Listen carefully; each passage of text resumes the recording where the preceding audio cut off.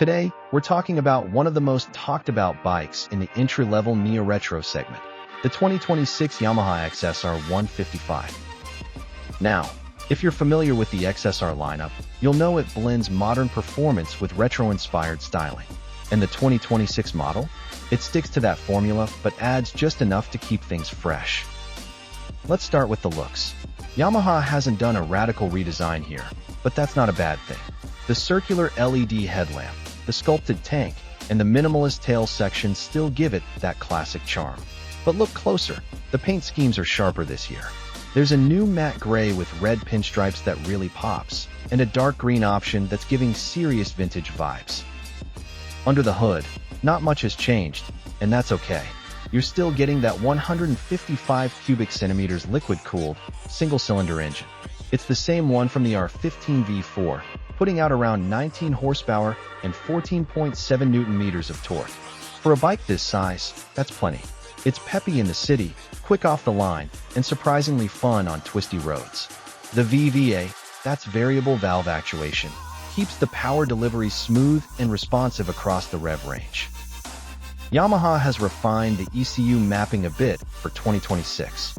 It's subtle, but throttle response feels just a touch cleaner, especially at low RPMs. Shifting through the 6-speed gearbox is still slick, and yes, the slipper clutch is still here, which helps with those aggressive downshifts. Suspension remains unchanged, telescopic forks up front and a monoshock at the rear, but they've tweaked the damping slightly. It feels a little more planted now, especially when cornering hard. The brakes are the same setup too, single disc front and rear with dual-channel ABS, which is now standard across all variants. What's new, though, is the digital dash.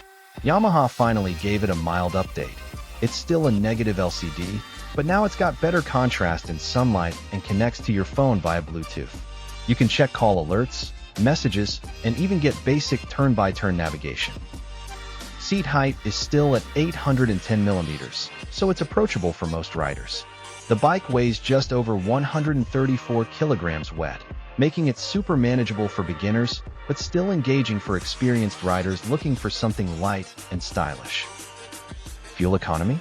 You're looking at around 40 to 45 kmpl, depending on how you ride. With a 10-liter tank, that gives you decent range for weekend rides or the daily commute. So, who's this bike for in 2026? If you're a newer rider who wants a mix of style, reliability, and just the right amount of performance, the XSR155 still delivers. It's not trying to be the fastest or the most aggressive, it's about that balance. The kind of bike you enjoy riding every single day. That's it for today's review. Let me know in the comments what you think of the 2026 XSR155. Would you pick it over something like the CB150R or the Suzuki Gixxer 250?